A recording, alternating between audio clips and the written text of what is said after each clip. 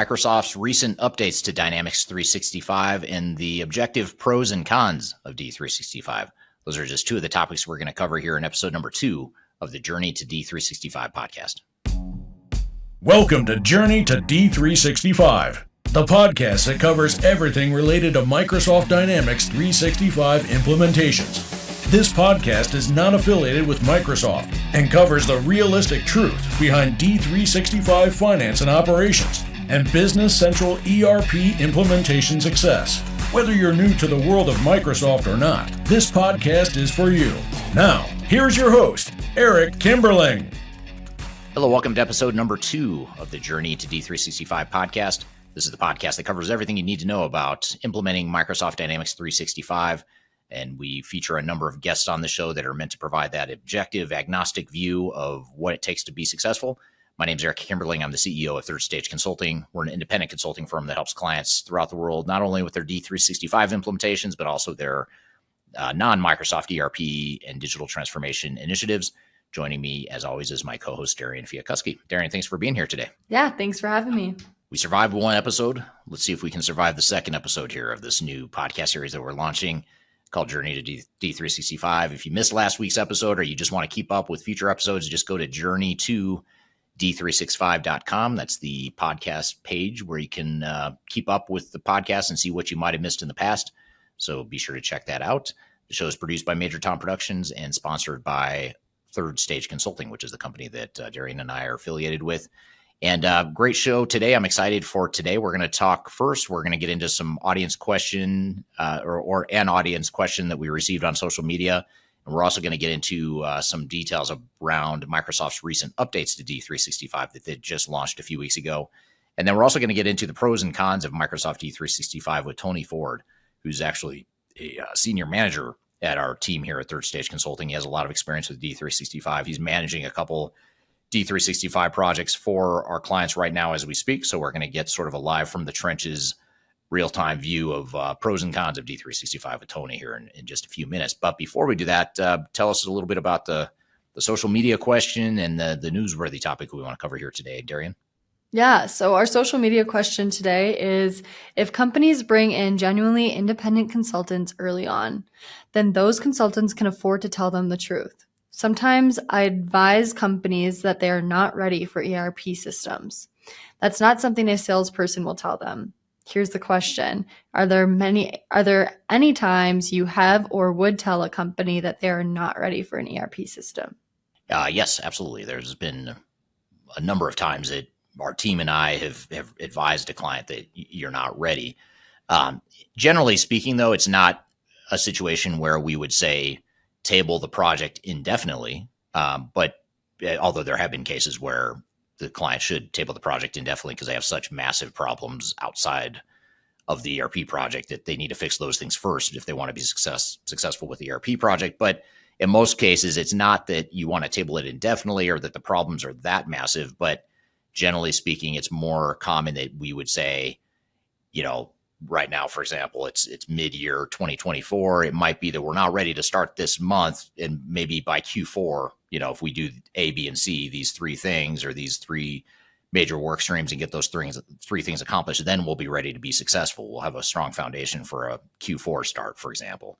So generally speaking, it oftentimes leads to, you're not ready for an ERP implementation right now, but here are the things you need to do to get ready so that you can start it. And generally speaking, too, by the way, by doing that, more often than not, we find that company is going to implement a lot faster and more effectively and less expensively and less risky than if they would have just jumped right in and started when they weren't ready. So getting ready and making sure you've got all your ducks in a row, your foundation in place, the architecture or the blueprint in place, all that stuff is really important to make sure you've got before you get too far into the project. Yeah, absolutely. That makes sense. And I feel like that's an advantage you get when you work with independent consultants versus not working with independent consultants. Yeah, absolutely. Because like this person said, if you're not independent and you're affiliated with Microsoft, you're drinking the Microsoft Kool-Aid, Microsoft paying you to sell, then of course you're going to push to get started now, sign the contract now, buy all the software now, get started implementing the technology now.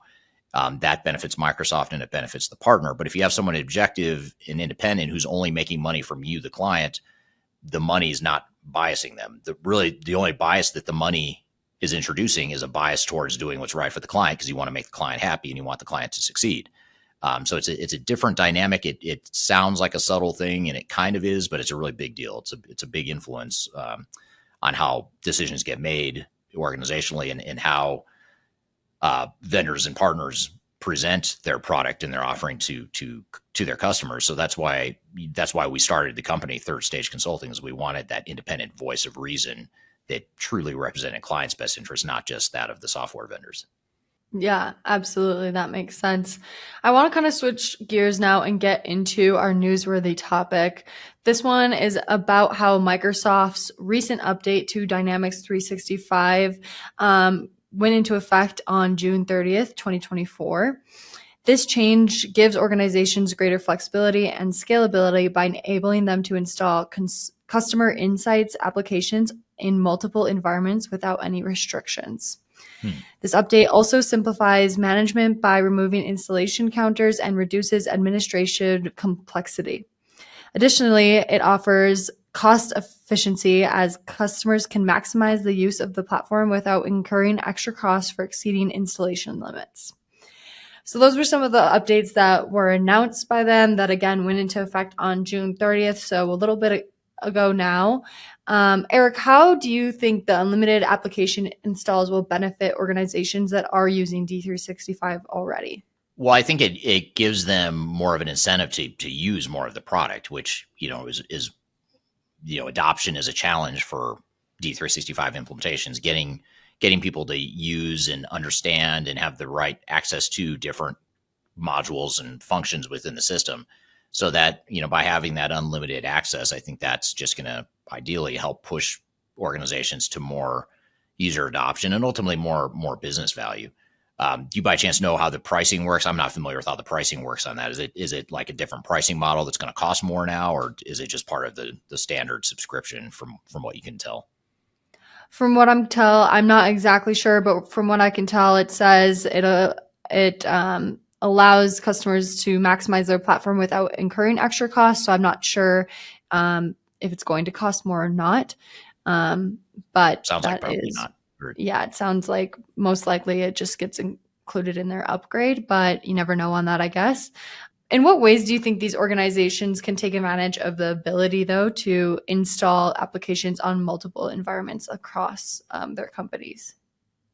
Well, I think it provides customers with a lot of flexibility, so they can, have the system running in different environments, and potentially even, if you had to operate in a situation where you had different ways of functioning, different business processes and different designs of the software, different customizations or configurations of the software, it gives you more flexibility in that way. So for a multinational organization, I could see how there might be a lot of value in that, especially if they are decentralized and they want to have, the ability to take advantage of the flexibility of D365. I think that offers up a lot of options, especially when you look at how so many other software vendors are moving towards more of a standardized, everyone's operating sort of the same environment, same type of function. So I think I see a lot of advantage there that kind of fits the Microsoft model and what people want from Microsoft. Yeah. And speaking of flexibility, customization, I would assume kind of goes with that as well. You have more room to customize your software for your company. How does that, in your opinion, help Microsoft Dynamics compared to maybe other softwares? Well, I think the interesting thing about Microsoft and, the Microsoft community in general is that, generally speaking, the Microsoft community does not view customization as a bad thing necessarily. Some other communities like SAP, for example, it's, customization is a bad word. You don't want to even think about customization if you can help it. And the reality of most big complex organizations is you're going to have to do some degree of customization. You're probably going to need some level of customization.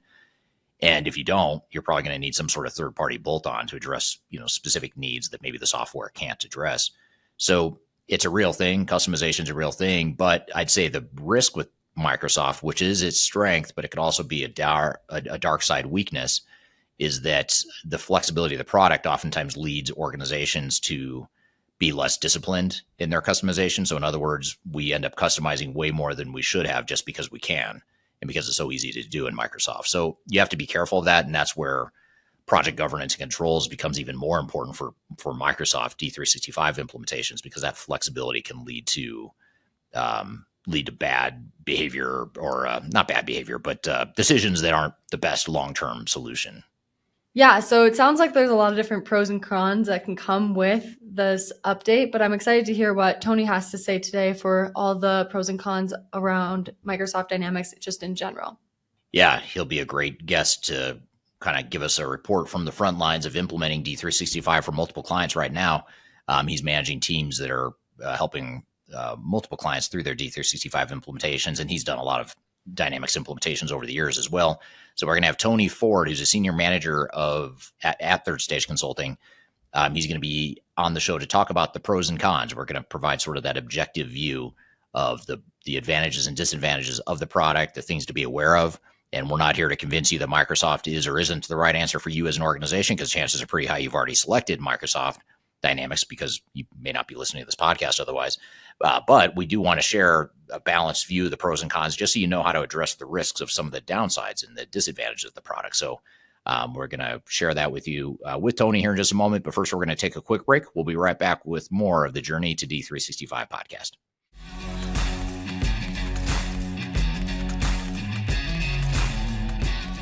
If you are involved in any sort of digital transformation or business change initiative, you'll want to download the Digital Transformation Report. With its comprehensive overview of business and technology trends and best practices, this report is a must-have guide for any transformation project or executive team. Download this free report by visiting Third Stage Consulting at thirdstage-consulting.com. You can also visit our website to learn more about us or download independent reports, videos, and other best practices. Again, visit thirdstage-consulting.com today to learn how you can take your transformation to the third stage of success. Are you looking for ways to promote your product or service to enterprise technology decision makers and influencers throughout the world, like the ones who listen to this podcast? Major Tom Productions creates media, events, and influencer marketing for B2B technology providers. Our productions are exciting, educational, disruptive, and effective. Most importantly, they create results. Our content is unlike any other in this industry, engaging, influential, and trusted by technology buyers and influencers throughout the world.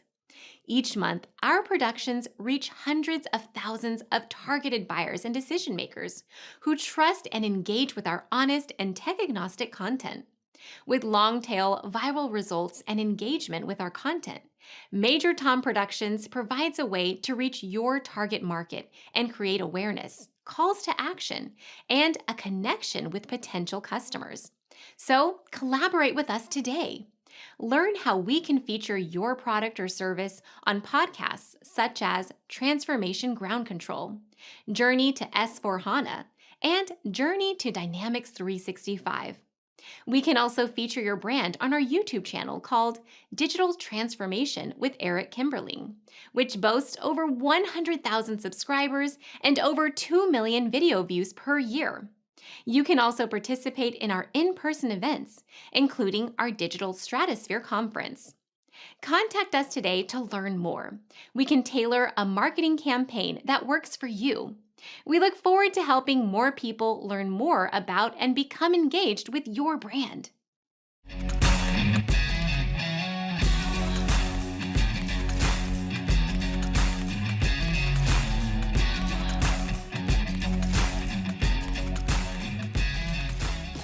Hello, welcome back to episode number 2 of the Journey to the D365 podcast.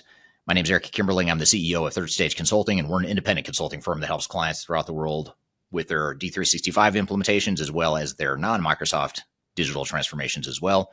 You can find new episodes of this show every week by going to journey2d365.com. You can also see all the past episodes that you may have missed at journey2d365.com as well.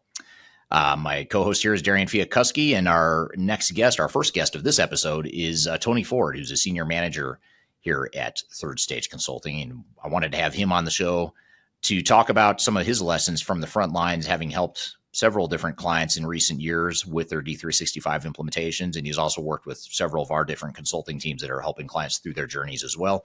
So with that all being said, Tony, welcome to the show. Eric, thanks for having me. It's a pleasure always to do these. So I'm looking forward to it. Yeah, I've had you on my sister podcast, Transformation Ground Control, I think once or twice in the past, but it's been a while. So I'm really glad to have you on this podcast and have you share some of your experiences and your battle wounds and scars and everything you've developed over the years. But tell us about, speaking of battle wounds and scars, tell us a little bit about you and your background and what have you done over the last X number of years in your career and how'd you get to where you are today? Okay, yeah. So I've been in the IT consulting business probably over 30 years. A big portion of that has been in big consulting. I won't mention any names, but you'd probably be familiar with most of the ones that I would mention. In my career, I've been a developer, I've been a DBA, I've been executive roles in my consulting background. I've done implementation strategy work, a lot of ERP. Obviously, one of my long-term careers with one of the larger ERP software companies as well. So a lot of experience with planning, strategizing, implementing, QAing, you name it, probably everything you can talk about with regards to ERP implementations and ERP software. I have a technical background, obviously, coming up as a developer and a DBA. So I kind of have a little bit more of a technical perspective, which I think is good. Obviously I've been on the sales side of things too. So sometimes you understand how sales and technology implementers can sometimes clash a little bit just because the sales guys can sell more than we can deliver. But I've learned to have a great appreciation for both sides of the fence. Yeah. And your background spans not only, Microsoft Dynamics and other Microsoft products, but you've also been involved with other non-Microsoft deployments too, correct? Yep, absolutely. All of the big players that you would recognize, I've either had some hands-on experience with, or I've had to plan, but in either way, I've had to investigate in a lot of depth what their capabilities are technology-wise and functionally to understand, what a lot of the significant differences are. So that comes in very well in this role as with Third Stage as well. Yeah, absolutely. And speaking of Third Stage, tell us a little bit about what you do here at Third Stage and how is that different or how's that build on what you've done earlier in your career? Okay. So it's funny. I just looked at my calendar the other day and I was like, wow, I've been here a little second here, right? I've been here a minute. So it's been about 4 years. I think it's been 4 years. Yeah. Okay. Yeah. It's been 4 years. Probably 3 or 4 at least. Yeah. So I think Third Stage is really the pinnacle of bringing all the things that I've done in my career to this point. It allows me now to share a lot of the experience and knowledge that I've accumulated over the years. And it's interesting. Sometimes I sit back and go, wow, I think I must know a lot, but people say, well, you're smart. No, it's not smart. It's just a lot of seasons in the business and a lot of experience and a lot of opportunity to see the same problem solved in a whole lot of different ways. So I think at Third Stage has given me a platform to really share that experience and all the things that Third Stage brings to the table from a service perspective. So it's a good marriage between myself and Third Stage, I think. Yeah, absolutely. Yeah, you've been a great team member and advanced and taken on bigger, more complex projects over time. So it's been great having you on the team. And, if there's any doubt as to whether or not you are seasoned and have been through a number of different seasons, as you call it, I'll point out to the audience for those that are watching and not listening just to the audio podcast. But if you're watching, if you look over, as you're facing Tony, if you look to his left, now I'm not sure which shoulder that is behind you, Tony. There's a picture of you back there that I'm just going to suggest that if you look at that picture to his kind of above his left shoulder, that would suggest that was from a different era. So that's my documented proof that you've been doing this for a while. And I had hair back then, right? Right, exactly. Yeah, you had lots of it back then, and it's for sure a classic look for sure. Well, good. Well, thanks again for being here. And I really want to dive into some of your experience with not only helping clients implement D365, but also in your experience helping clients evaluate D365 against other products. I'll just be curious to get some of your feedback on how the product compares to other systems and some of the strengths or weaknesses. Because even if someone has already chosen D365, which I suspect most people listening have already chosen or on their path to D365, it helps to know what the strengths and weaknesses are, just so you can plan for it and account for it all. But to start, what types of clients do you see as being the most common types of clients that are moving to D365? Are there certain characteristics or traits that you commonly see with customers that gravitate to it? Yeah, I do. I think one of the most natural ones is you see a lot of folks having a heavy investment in Microsoft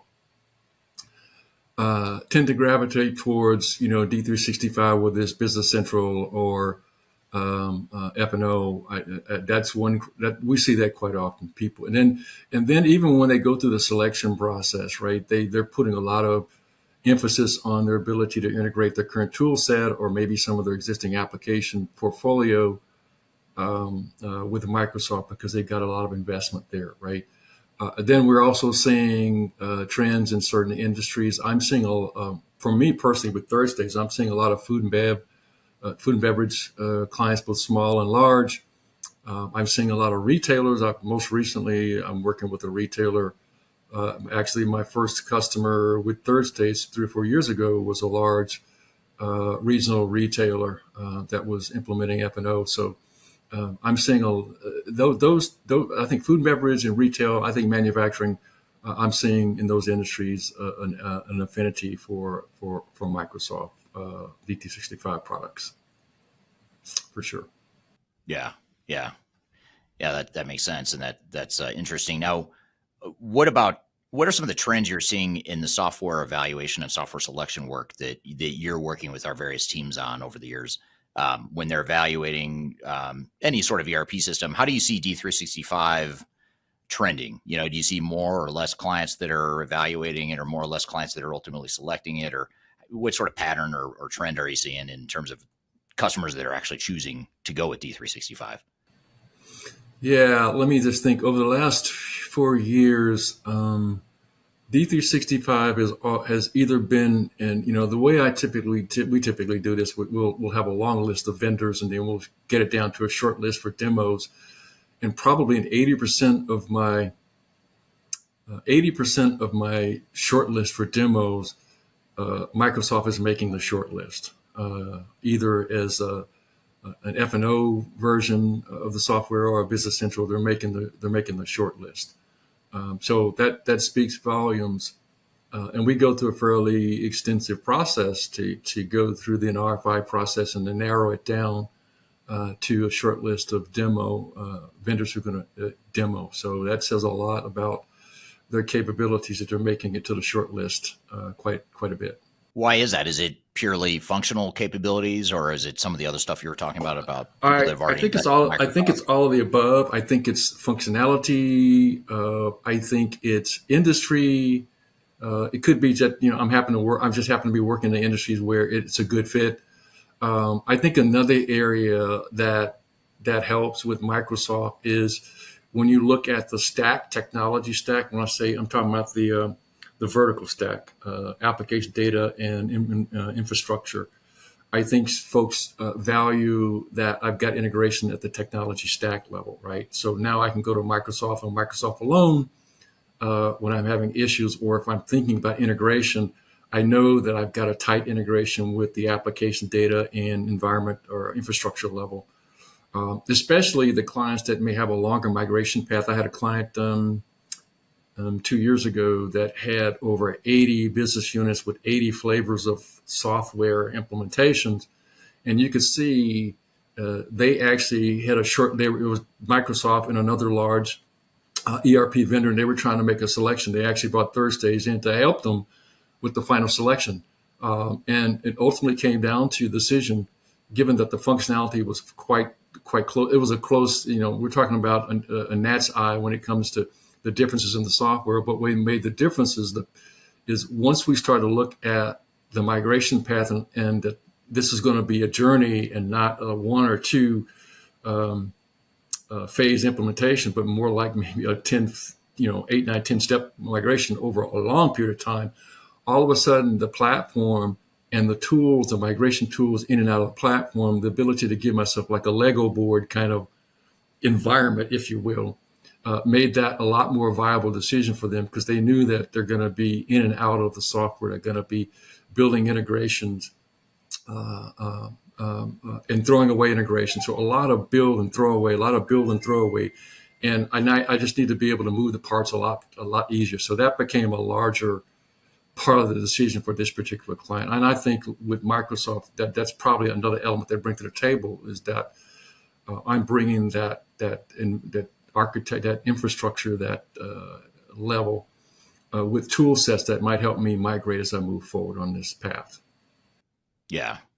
Do you see some of their other products like Copilot on the AI side of things, or certainly Microsoft Office has been around for a long time, obviously, but do you see other Microsoft products like Copilot, Microsoft Office, Power BI? Do you see those being further enablers or things that are kind of tipping the scale in Microsoft's favor? Yeah, I do. You do see that. So, again, it's the whole suite of tools to integrate, tools to help me build business intelligence and reporting, tools that help me integrate with third-party providers, the ability to bring third-party providers, not just a best of breed, but maybe a third-party partner who's built a solution that's now part of the Microsoft standard functionality delivered but it's a third-party product, and it's supported by Microsoft and supported by the partner in a way that it's not like a custom bolt-on solution. It's part of the integrated product, but that meets the Microsoft standard for that type of solution. So you start to add these add-ons for integration, for the platform, for additional capabilities that didn't come in the standard product, but I got a partner who's built it that met my certification.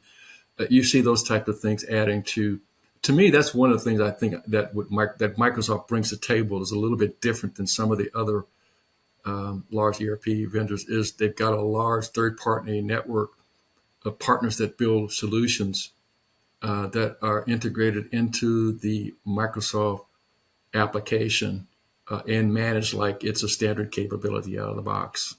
I'm here with Tony Ford from Third Stage Consulting. We're talking about the pros and cons of Dynamics 365. We've got a lot more to cover, but first we're going to take a quick break. We'll be back with more of the Journey to D365 podcast.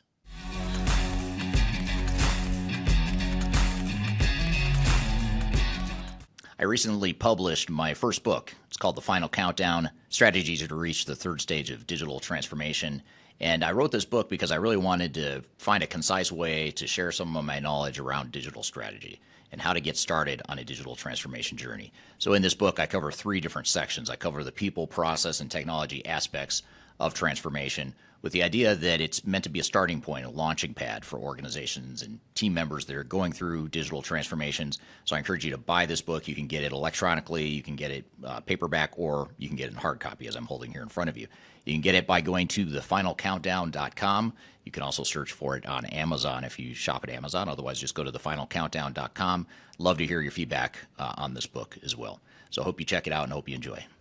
I'm excited to share our newly released 2024 Digital Enterprise Operations Report. This free download is available on the Third Stage website at thirdstage-consulting.com. This report is truly packed full of technology-independent and agnostic insights for your project to ensure that you're strategically optimized for success. Download your copy today with the QR code in front of me, or visit our website for more details.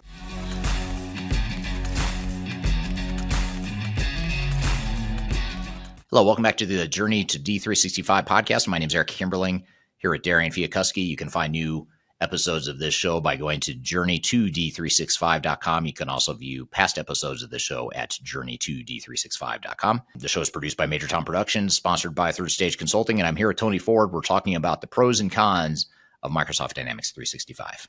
Are there other functional strengths that you would consider an advantage or a pro to D365, as far as just in your experience looking at, evaluating D365, but certainly implementing the product, as well as, your experience implementing other solutions? Are there certain things that sort of stand out to you based on your experience that are like, hey, these are really big functional strengths of D365 that would lead someone to find it a good fit? I think probably more from an industry standpoint, as opposed to a specific module like financial and accounting or manufacturing or product development, anything like that. I don't see a huge difference there. In at least over the last 4 or 5 years, I'm not see.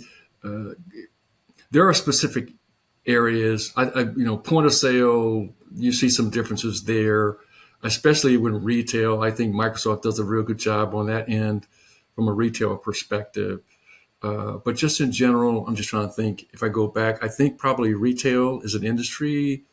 Food and beverage is an industry just because they have some out of the box solutions pre-built. That's another thing that's really important, having some pre-built solutions that configurable solutions that I can bring to the table as a baseline and part of my implementation that gets me to a certain point with the product without having to go through and configure and develop requirements and configure the application. They've got it already kind of laid out for you.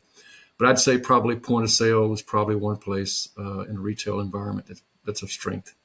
At least from the clients that I've been working with here recently. Have you done anything with field services, like the field services component of D365? Is that not much in the last 4 years with the clients that I've been working with. So I don't have a real big touch point there to share from an experience perspective. Yeah, it seems like that one's me neither. By the way, I don't have a lot of depth on the field service side within D365, but from what I understand, I think that appears to be a strength of Microsoft's or of the D365 suite. You sort of touched on this, and I don't know if this is what you're alluding to, but when you talk about specific industries and industry fit, a lot of the ways that Microsoft as a product is fitting into these industries is through the ISVs, or what does that stand for? Independent software vendor, I guess it is. Yep. And these are companies that are, and this is pretty unique for Microsoft, which I think is pretty cool, the way they've structured the product and the way they've gone to market is they have the base D365 product, but then you've got these third-party ISVs that'll take that base product and tailor it for a certain industry and create their own best practices or whatever within the software. How are you seeing that? Are ISVs kind of where you're seeing a lot of that industry fit, or are you seeing a lot of industry fit even just within the core base D365 product? I think in some decisions, the ISV solution has been the decision point, right? I think some of my customers, especially the IT folks, tend to still want to own a lot of they want the keys to the car, right? So it's hard to kind of grab the keys and take it away from them from a development standpoint. So that's a cultural thing we're confronted with a lot. So the concept of having an ISV and having a solution that kind of fits into that whole cultural thing, even though it's not giving them the keys back to the car. It does say, okay, I can extend the application because it doesn't do everything out of the box, but I've got an Oracle partner, an ISV that has some code that does particularly what I want to do, and we can bring that to bear. So I think that for me is one of the advantages I think that Microsoft brings to the table is that ISV model, where I can get some unique capability built by a third party, but that is certified by Microsoft and meets a lot of the integration capabilities, so that if I do upgrades, it's not impacted by the upgrade. It's limited impact to the upgrades, which is a whole big sell, of course, for the packaged software, right? Yeah, it's super interesting because you're kind of getting the best of both worlds. You're getting a scalable, repeatable system that's got a lot of R&D dollars behind it with Microsoft, but then you've got a finely tuned, tailored version that doesn't require you to go in and customize it and break it yourself, which is what a lot of organizations would do with some of the old Microsoft products. Right. And unlike some of the third-party partners who are best of breed, they actually have I'll call it, their software looks more like a module. A lot of the ISVs have very specifically targeted solutions.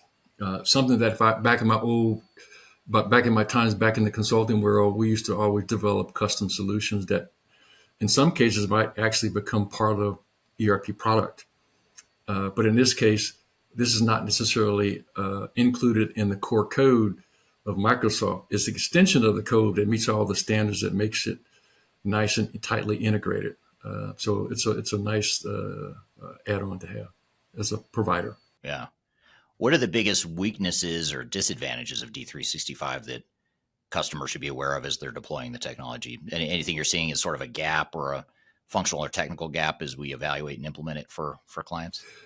Nothing significant. I think for me, it's the typical, you just don't meet my specific requirement. I don't think there's anything that's consistently showing up from my perspective in the industries, the industries that I've worked in recently. There's nothing that pops up that would say, oh, this is a repeated area that I'm seeing that's a critical area that D365 doesn't support. I think it's the normal, whatever the 5% non-standard capability like everybody else. I think they're kind of falling in there.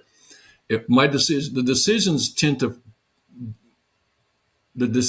hang around specific requirements that a customer wants that any other software would not meet as well. So, for example, I just had to run food and beverage company, and they were getting really hung up on the calculation of landed cost as an estimate before you actually finalize the cost of the product, and how you go back and now have to update the cost after you estimate it when you first get the shipment received.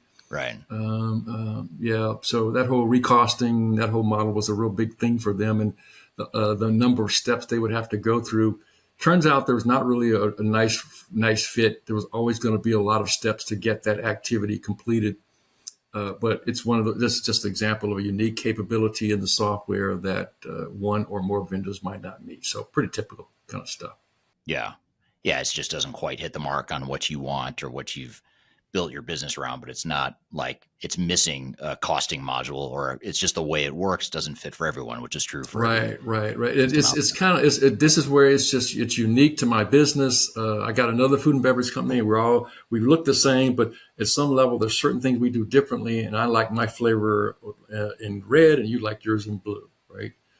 right. Kind of thing. So yeah, and just out of curiosity, in those food and beverage examples you're giving, are those clients evaluating or implementing the core D365 solution, or are they going with a food and bev specific variation of the product, like through Just Food or one of those other providers of food and beverage focused D365? Going with a non food and beverage configured solution. Okay. So basically, a vanilla flavor of the software that's going to be configured to their taste. Gotcha. I do know in the competition we had a couple of for this particular one client, we had a couple of vendors that did have a pre-configured food and beverage solution, but they were weak in other areas, so they didn't pass the test. So yeah, interesting. Okay. What about when it comes to implementation then? What would you say are some of the biggest risks of deploying D365? I think I think deploying D365, and we may have alluded to this from an implementation standpoint, is going to come with a lot of the same issues that you're going to have in any ERP implementation. Issues of data migration, issues of this is all the stuff that we would get them to take a look at an implementation readiness project, right? A lot of times, I tell a lot of my clients, the work you do up front is going to pay off in the back, because you can pay me now or you can pay me later when your project starts to delay because you didn't answer a lot of these questions and maybe even stall the project out while you go back to the drawing board and do what you should have done in the beginning. But a lot of the risk around the clients is getting ready for the implementation, because the configuring of the software and testing, that's all the easy part. The hard part is making sure that I understand what my business rules are, business rules around what are approvals, what are my security roles and responsibility, what are the standard business processes when I've got 4 or 5 different perspectives of procurement. And now I got to standardize on procurement, but everybody does it differently. How do I do that? Same thing with data. I've got one client right now that has 8 different item masters. And you can Right. imagine the Wow. problem they're having there with trying to consolidate their definition of item master into one item master database. And by the way, on top of that, they got 3 lines of business with 3 definitions of item. So you're taking one ERP and you are trying to build an item master that supports 3 different lines of business that are really different, complementary but very different, Yeah. with very unique definitions of what an item should look like. So Yeah. for me, those are kind of common to all the implementations. And of course, the last thing is organizational change readiness. Getting your organization ready and making sure you understand where are some of the risks for change in your organization. These are common across all of the Microsoft D365 is no different. I mean, there's always going to be some real technical issues around the software, but I think those are small when it comes to all the other software issues that don't get addressed till it's too late. I'm here with Tony Ford from Third Stage Consulting. We're talking about the pros and cons of Dynamics 365. We've got a lot more to cover, but first we're going to take a quick break. We'll be back with more of the Journey to D365 podcast.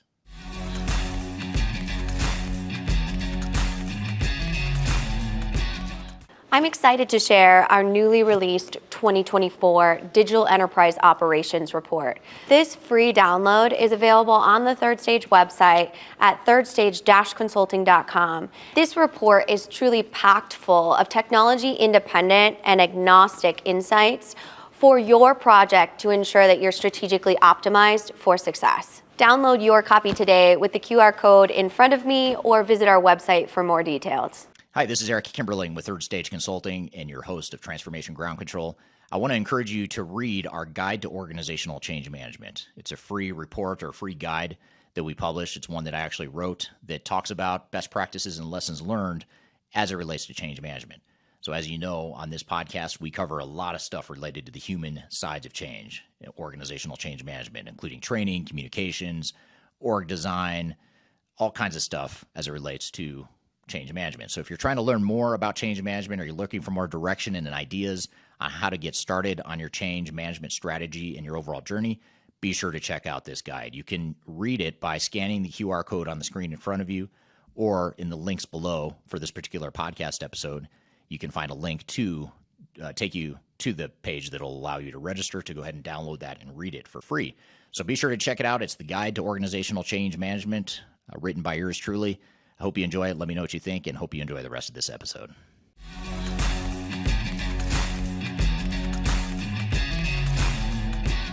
Hello, welcome back to the Journey to D365 podcast. My name is Eric Kimberling here with Darian Fiakuski. You can find new episodes of this show by going to journey2d365.com. You can also view past episodes of the show at journey2d365.com. The show is produced by Major Tom Productions, sponsored by Third Stage Consulting, and I'm here with Tony Ford. We're talking about the pros and cons of Microsoft Dynamics 365.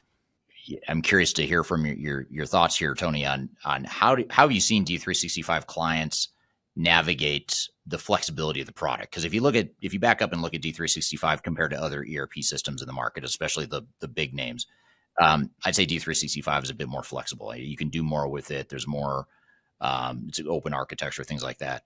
But that's good. That's mostly a good thing, but it can also create, to your point, some, you made the comment about change management a minute ago. It could create some change management issues because now all of a sudden, just because the software can do a bunch of different things and you've got all this flexibility, doesn't necessarily mean you should go down a bunch of rabbit holes as you're going through the implementation. Have you seen companies struggle with the need or the want to leverage that flexibility, but also implement more standard common processes across the entire organization? And how have you seen them navigate that trade-off? Absolutely. I think, first of all, what we see pretty immediately is the culture. One of the things I try to do is to figure out what's the culture when I walk in an organization, because that's going to dictate a lot of how you solve this particular problem. Because you may have less of a mountain to climb if your culture is we're going to adapt, we're going to adapt to the software, and so if you've got an organization that thinks like that, is ready to embrace that, it's a big hurdle to get past. It's the organizations where the culture has been one of development. I've got to customer like that recently too. Very strong IT organization. They like to, they like to build things. And I actually I'm going to back up. I had a customer that was a merger. And this was even more interesting. The merger was on one side, I had an organization in the merger that was accustomed to out of the package software and adapting. And then I had another culture on the other side that was I want to build everything culture. And it was a real, you could see the culture clash.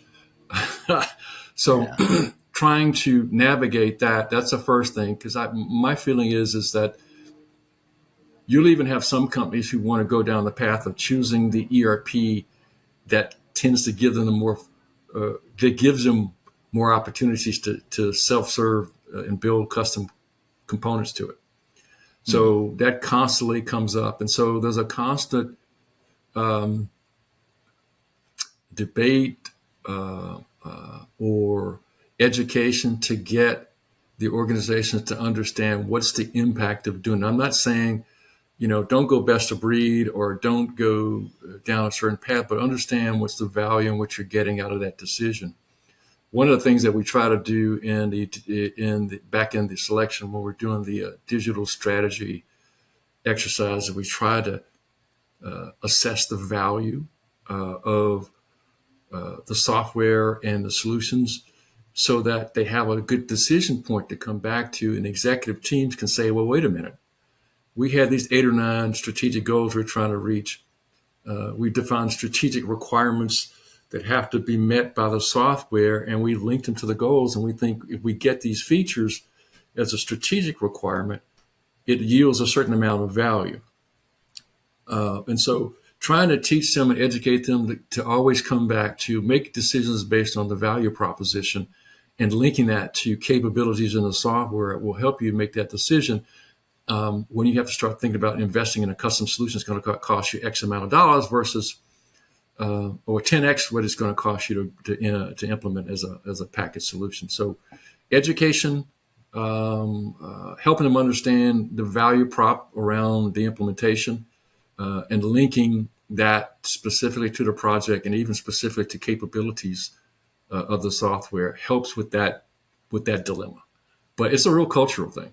So we're constantly confronted with how to debate that. But we do run in situations where we have a client that wants to choose a ERP solution that gives them more flexibility to build is the right word too. Odoo comes to mind with a lot of my customers. I had a customer that was really wanting to go down the Odoo path. And was interesting because one of the things that we educated, when we did the original digital assessment, we did do a current state assessment of staff and skill, which is kind of interesting. What they said was IT bandwidth was a big problem for them. In other words, we don't have enough people to maintain all the custom solutions that we built and the ones coming. And our response to that was, well, wait a minute. Now you want to go to a platform that gives you more capability to go build more stuff, but you just said that your current staffing levels don't support that, and that was a real eye opener for them when you put it in that way. So Microsoft gave them more of a sort of a hybrid of commercial off the shelf package software. That's what absolutely. In this particular situation, it came down to interesting Odoo and Microsoft. And the trend was to go Microsoft because it gave them a little bit more of a blend, right? One of the things we try to help address is this culture in IT of needing some control, but at the same time, giving them a solution that meets their investment in Microsoft, meets their cultural need to have the keys or build things, if you will. But at the same time, giving them the balance of allowing them to have a lot of capabilities built into the software so that they don't have to go out and maintain software because they don't have the staff to do it. Right. And you mentioned something else a moment ago, right before you mentioned the Odoo example. You're sort of alluding to this concept or this idea that you need to, with the flexibility that D365 brings to the table, you have to put some guardrails or parameters in place. And that sounds like kind of what you're alluding to is you've got to have that, if you have that vision of what it is you want to accomplish and how this is going to support your business and your culture and your operations, that's going to give you a little more direction to where you're not going off all these rabbit holes or off on all these tangents, building stuff within Microsoft just because you can, but not necessarily because you need it. So I think it's true for all ERP systems, but even more so for D365 implementations, I would say, is just having those project governance and controls and decision-making clarity in place. I know it's my experience, and I think for the most of us at Thursday, the whole point in doing the executive workshops and the software selection process is to try to establish that executive value statement so that later on when you start selecting software and you're in the implementations, you now start to have something that allows you to bounce that back off of what you're trying to really do to make sure if you're staying in line with your original set of objectives and strategic requirements and not going beyond that because maybe it's a nice thing to do, right? It sounds like, well, no, let's go back and say what we're really trying to do here and make sure that it measures up to what we're trying to do. So there's a lot of methods to our madness, if you will, trying to make sure that things have alignment and linkage back to the whole business strategy. So, we talked about flexibility and functionality and, how D365 compares to other systems.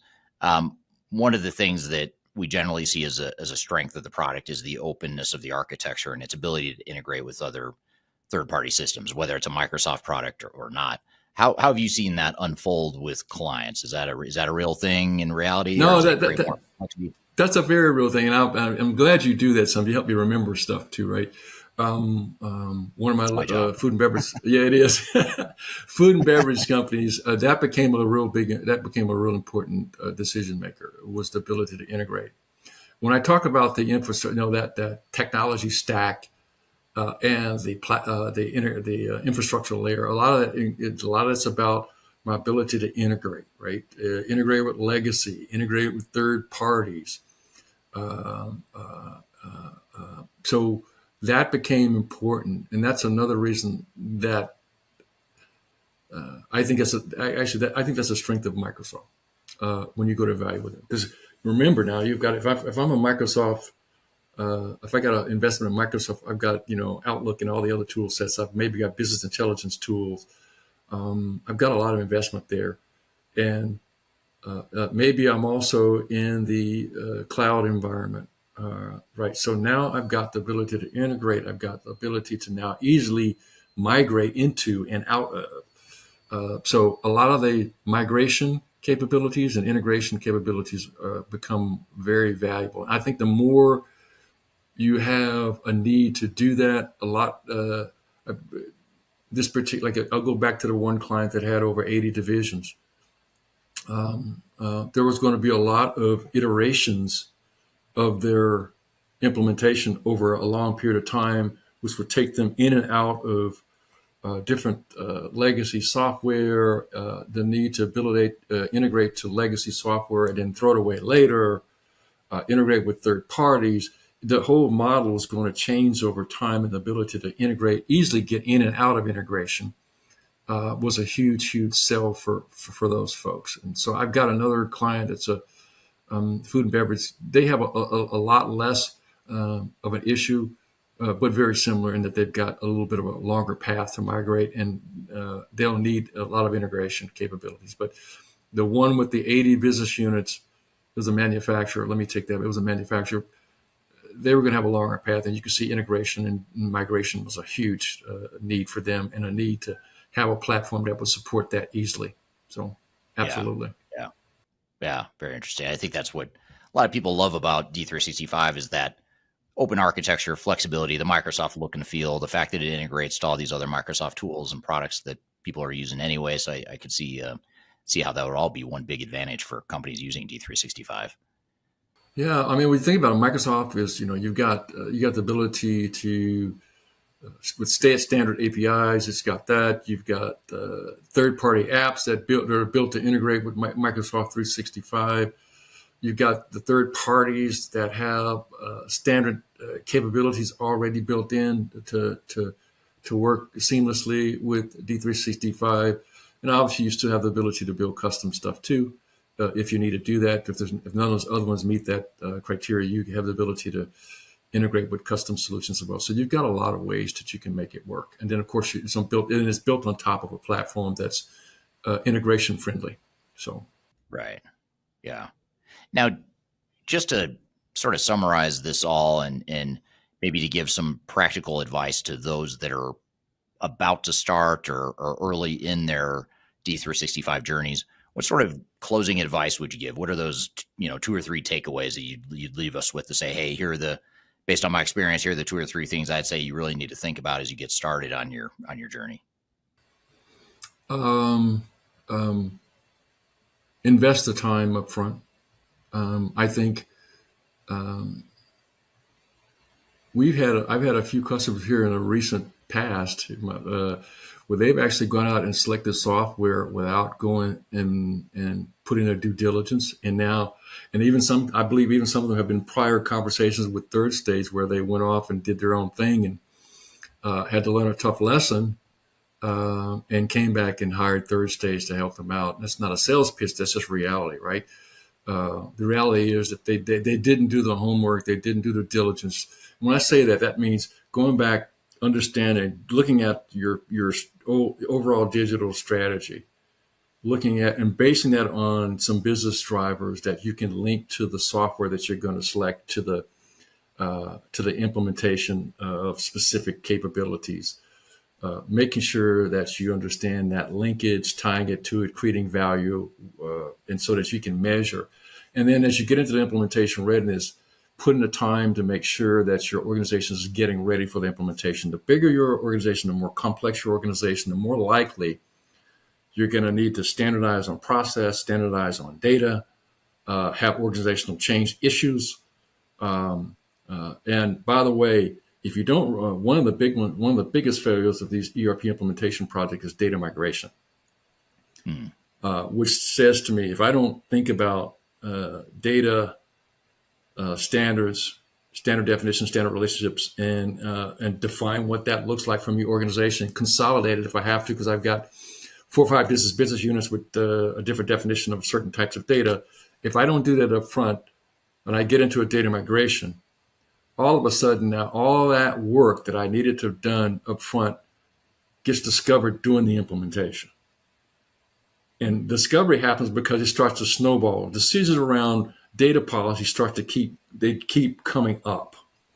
And eventually it'll build up to a big snowball to the point where all these decisions around data and or process that were never made now are being confronted during the implementation. And now there's so much of it, I can't move forward. And now you either stop and do this, or you try to do it in parallel just in time in front of your implementation project, which is a bad way to do that too, by the way, because you never can do it in just in time. It's always it's just become more of a problem. So if you don't do the work, I guess my big pitch here is do your homework, do your diligence up front, make a lot of the policy decisions up front before you get into the implementation. It's really crucial. I got a client right now, they're really struggling with data migration. They didn't do, even though we did the implementation readiness with them and gave them a lot of assistance up front, they still haven't done the work to get ready for that migration effort. Right. And then, of course, organizational change. You can derail a project too if your organization is not ready and you haven't identified places where they're not ready and come up with a plan to address it. I think the technology selection process can be is a lot simpler. It's a matter of knowing what's important to you, knowing what the requirements are, and then matching it to the software. That's one. And then the last thing is culturally, when you go to make a decision about software, make it from the inside out. What I mean by that is whether it's I want to custom build some solutions, whether I want best of breed, assume that the ERP is the inside and work from that, from the inside out. Look at the ERP, find out where there are gaps, then determine how you want to solve those gaps based on there's a better solution, either a third party best practice, or I can build it, or maybe there's an ISV has a solution, but work from the inside out. That makes sense as well. It's great So advice. those would be some of my good points for these implementations, whether it be Microsoft or not. So Yeah, it's great advice. And, I think the point you made about doing your homework and your due diligence and taking the time to plan and get some of these operational and procedural questions answered early, I think that's a really good point, because so many organizations end up spinning their wheels. They end up, the meter's running, you're paying for the project as you're trying to make these decisions. And to your point, you get so many decisions to be made that bottleneck and slow the project way down. Whereas if you had taken the time up front to map out your current state, and more importantly, your future state, and say, this is what our vision is for the future. This is where we're going to create common business processes. This is where we're going to have flexible processes. And here's how we want to look when we grow up. That becomes your blueprint that then allows you to not solve every single decision that needs to be made in a project, but at least gives you a lot better direction, and it allows you to make those decisions quicker as you go through the project. absolutely, there's this one chart, and I'll leave you with this. There's this one chart that we have. It's kind of it looks at the people readiness, the technology, the data, and the process readiness, and each one of them has probably about like 10 or 15 questions, right? And it's kind of one of those things where if you can't answer these questions, a significant amount of them, you're not ready. It's simple as that. Right. Right. And we actually had this one client where we had the questions listed under each one of the buckets, right? And each one of them were red. We kind of we do the heat map thing with the words, right? There was a lot of red on the page. Right. But it's funny, after the implementation readiness, a lot of the red comments turned to yellow, meaning we have a better understanding, or green, we have an absolute understanding. And so the idea is that you're not trying to understand an implementation readiness 100% of everything. That's not the goal. The goal is to move the pendulum from I don't know anything to I know a lot more, so that it's not going to bog me down when I get an implementation. So that's yeah. Good stuff. Well, thank you for the advice and for sharing so much good experience and really good examples too. You had some great client use cases and case studies here that were super helpful. So thank you for being here today. I really appreciate it, Tony. I really appreciate the offer to get on here. It's always fun to have these conversations, and I'm glad you reminded, because sometimes you have these experiences and you don't remember, but you do a good job of facilitating that out too as well. So appreciate it. Well, when you've got 30 years of experience rattling around in your head, it's impossible to. I'm just hoping to get some nuggets out of there. I know I'm not getting it. I'm only scratching the surface of your knowledge there. So it's super helpful, sure. And you just shared with us in a little over half an hour more than most people know about this stuff. So thank you very much for that, and look forward to having you on next time. All right, thanks, Eric. Appreciate it. All right, thanks again, Tony. That was great stuff. Appreciate having you here today, and really good overview of some of the pros and cons of the product. We're going to dive into some of the details and follow up on some of the things we talked about here in just a moment. But first, we're going to take a quick break. We'll be back with more of the Journey to D365 podcast.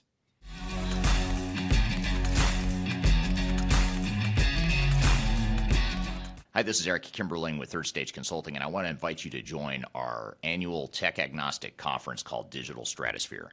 Digital Stratosphere is a conference that features some of the industry's brightest minds, greatest thinkers, and it's a great opportunity to network with peers, other industry people, other CIOs, other project team members that are going through digital transformations or ERP implementations. We've got a great lineup of speakers this year. It's a 3-day event, a lot of great entertainment, networking opportunities.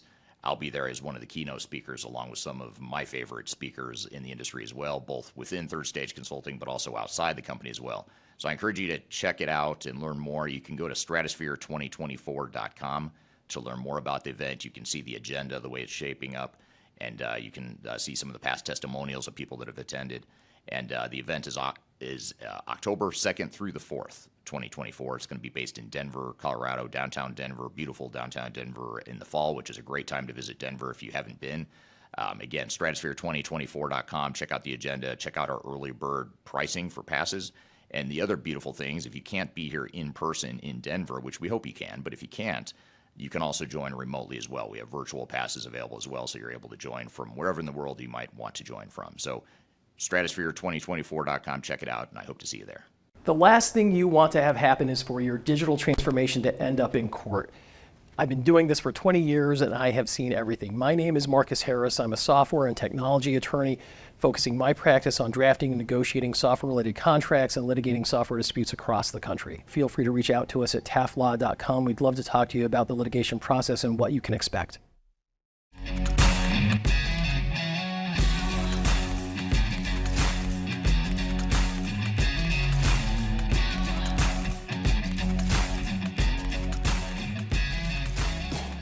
Hello, welcome back to episode number 2 of the Journey to D365 podcast. My name is Eric Kimberling here with Darian Fiakuski.